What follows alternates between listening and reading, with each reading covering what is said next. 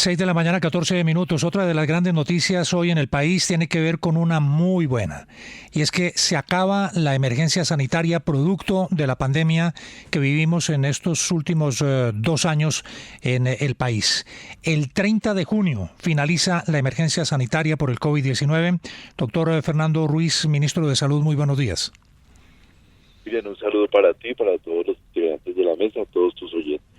Bueno, una noticia que estábamos esperando desde hace mucho tiempo, pero por fin se dieron las condiciones. ¿Con base en qué, ministro, tomaron la decisión de acabar con la emergencia sanitaria?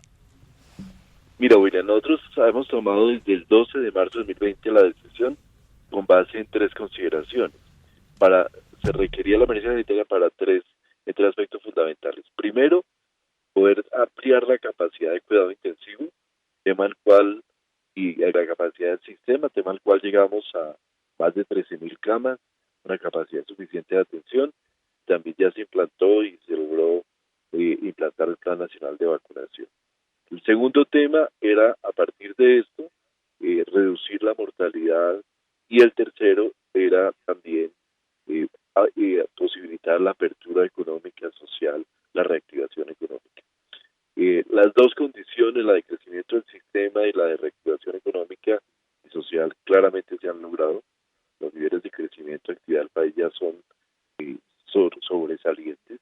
Y también en el tema de mortalidad, el Comité Epidemiológico consideró que la emergencia sanitaria ya había aportado las medidas requeridas para mantener estos niveles bajos de mortalidad que tenemos aún en un momento de contagio importante por COVID.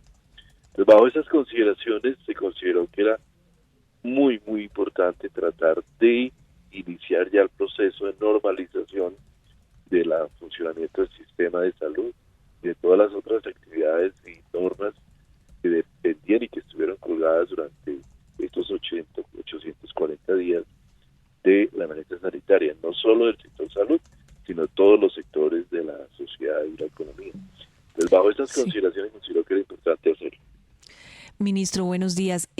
Digamos, muchas personas pueden interpretar esto, que es el peligro, como ya, se acabó, no hay más COVID, a mí no me da COVID, ya esto es cosa del pasado, y todos sabemos pues que el virus no ha desaparecido totalmente. O sea que, digamos, ¿cuál es el mensaje o qué va a hacer este gobierno para que la gente deje de pensar así, deje de usar totalmente el tapabocas, de cuidarse, de seguir con las medidas sanitarias?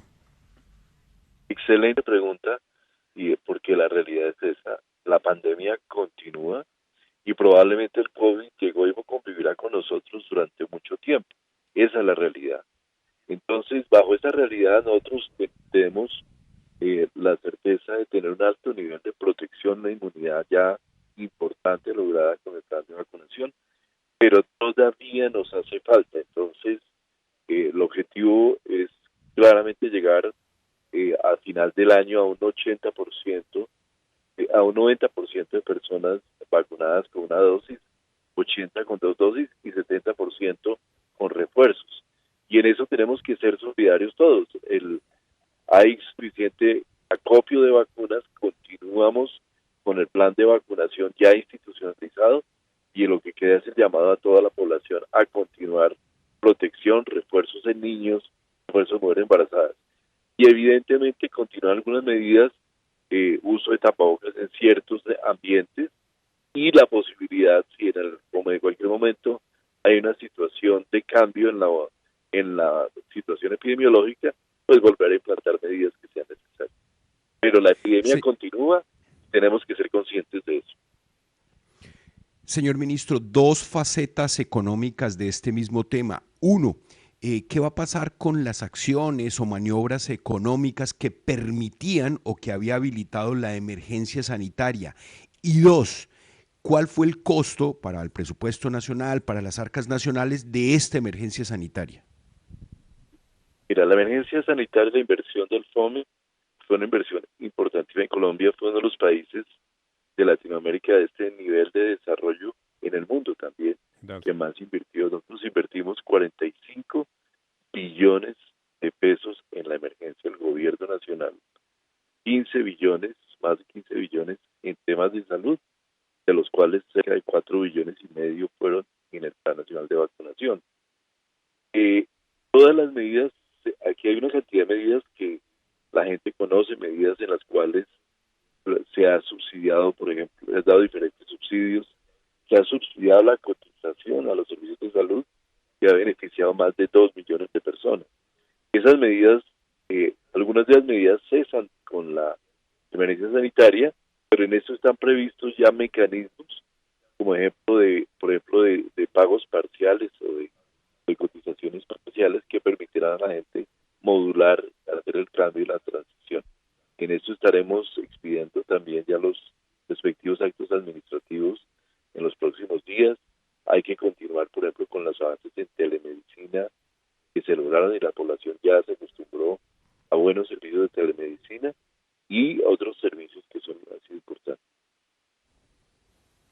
Señor ministro, usted aquí nos desagrega, quizá es la primera vez que uno escucha la cartera de salud desagregando los costos. Arranquemos. Entonces usted dice 15 billones costó la vacunación, dice 45 billones es la totalidad y no precisa el monto destinado a subsidios. ¿Cómo desagregamos toda esta cifra? ¿Los 45 billones son totales o son 60 billones? 45 billones totales hasta donde están nuestras cuentas.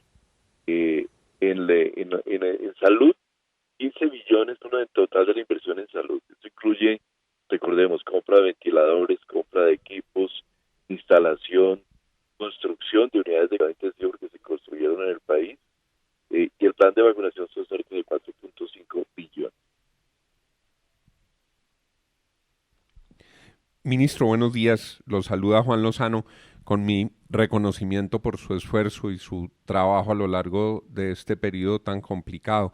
Le quiero preguntar, ministro, por la segunda dosis de refuerzo y le quiero preguntar por el futuro de los refuerzos. ¿Es posible que esa segunda dosis ya se pueda aplicar sin restricciones a toda la población? Y en lo segundo, ¿nos esperan años en los que nos tengamos que estar poniendo refuerzos cada 6 meses, cada año, todos los que ya nos hemos vacunado? Juan, es una muy buena pregunta con los buenos días. Mira, en primer lugar, la dosis de refuerzo, el primer refuerzo. Tenemos en este momento 36% de la población que debería tener refuerzo vacunada. Nos hace falta hacer un esfuerzo muy grande en este refuerzo que cubre la población de 18 años en adelante. Y el segundo refuerzo apenas lo iniciamos, llevamos alrededor de un 5%, poco más de un 5%. Recordemos que este segundo refuerzo se aplica bajo una recomendación médica. Todas las personas que se acerquen y tengan su recomendación médica debe aplicarse ese segundo refuerzo.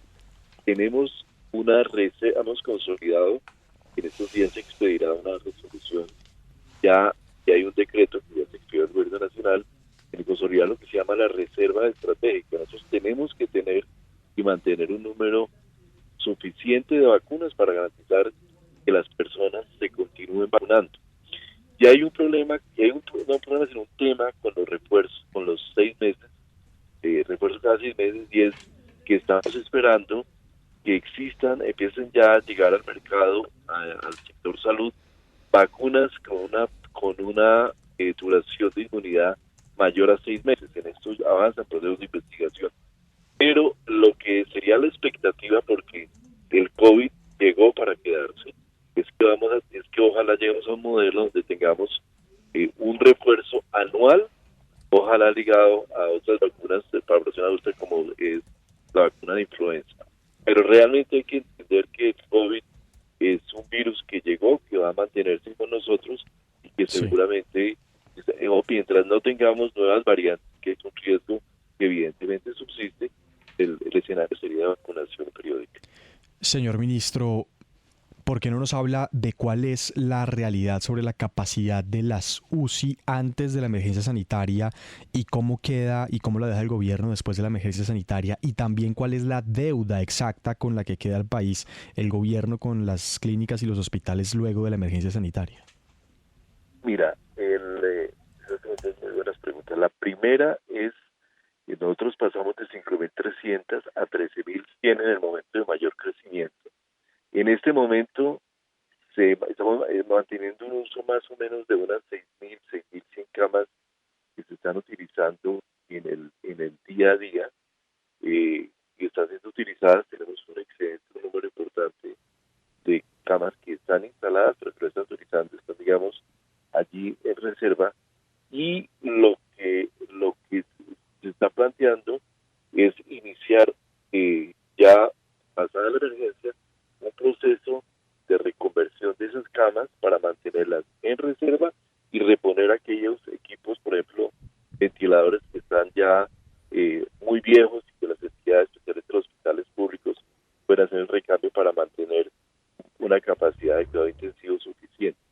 Es decir, 13.000 camas tiene un costo importante mantenerlas. Es importante llegar a un número razonable de camas, pero manteniendo siempre la posibilidad de crecer en el momento en que lo requiramos. Y en lo que tiene que ver con las deudas, este gobierno, por decisión, planteado desde el plan de gobierno del presidente Duque, acordó el tema de punto final. Nosotros vamos a terminar pagando los 7.2 billones de pesos de deudas atrasadas que tenía el sistema de salud, y vamos a dejar un sistema de salud en condiciones de funcionamiento y con el cierre completo de esas deudas atrasadas. Para que un sistema con una proyección amplia a futuro. Señor ministro, cuando usted plantea que los colombianos tendrán que ponerse un refuerzo anual contra el COVID, ¿ese refuerzo será gratuito? ¿Eso lo asumirán las EPS? ¿Eso cómo va a funcionar? Esto es un tema en el cual el Plan Nacional de Vacunación contra el COVID inicia su proceso de regularización. Por eso también es importante la transición de cierre de la emergencia para llevar la vacunación de COVID al programa ampliado de inmunizaciones y poder mantenerlo a lo largo del tiempo. La vacuna y las vacunas en Colombia son gratuitas, siempre han sido gratuitas y lo seguirán siendo, porque es una forma excepcionalmente efectiva de protección, y el gobierno nacional deberá mantener siempre esta vacunación gratuita. Ministro, hace más de 2 años cuando esto comenzó, escuchamos voces apocalípticas. Si hay emergencias del tamaño de la que hubo en Italia, ¿qué será de Colombia? Si está pasando lo que pasó en Ecuador, ¿qué será de Colombia? Que las vacunas iban a llegar en 5 o 6 años, decían muchos dirigentes políticos que confrontaron al gobierno en ese momento que no iba a tener la capacidad de atender una emergencia de semejante magnitud. Hoy, pasada ya la emergencia, superados todos esos temas, ¿usted considera que fue injusto el país con esa apreciación, que no se confió, que el resultado que hoy se muestra le tapa la boca a esos críticos? ¿Qué sensación tiene de todo ese ambiente negativo que se generó y del resultado que hoy está mostrando el gobierno con la vacunación? Yo siento una inmensa satisfacción del deber cumplido, y creo que nosotros como gobierno, como Ministerio de Salud, le cumplimos al país. Un agradecimiento inmenso a toda la gente que del Ministerio, de las Secretarías de Salud, de las EPS, de las IPS, que se pusieron totalmente, remangaron los brazos, hicieron mucho esfuerzo para sacar adelante el país. Y también incluso un agradecimiento a sus críticos. Yo creo que sobre esas críticas uno construye y se pone retos también para salir adelante. Yo creo que lo que puedo decir con total tranquilidad hoy en día, mirando en retrospectiva, es que sentimos una inmensa tranquilidad en el sector salud de haberle respondido al país. Hoy lo que vemos de crecimiento, de reactivación, de situación social positiva, viene mucho de ese esfuerzo que se hizo y esa posibilidad que se tuvo de tener acceso a los ventiladores, a los elementos de protección. Si uno vuelve atrás y revisa, seguramente eso encontrará momentos muy duros. Yo creo que aquí tuvimos casi una crisis semanal durante 2 años, y nos tocó afrontarla, y creo que la afrontamos con entereza y con un sentido de de deber cívico, y también agradecer la oportunidad de servicio del país, porque esa oportunidad de servicio es muy importante para quienes pensamos y hemos trabajado y hemos enfocado nuestra vida en servicio público. Pues ministro, muchas gracias. Queríamos tenerlos aquí esta mañana en la FM para conocer las razones, las bases con las cuales el gobierno ha tomado esta trascendental decisión. Se acaba la emergencia sanitaria por la pandemia el próximo 30 de junio. Una feliz mañana, ministro. Un saludo para todos y un agradecimiento a los medios de comunicación por todo el apoyo en estos 840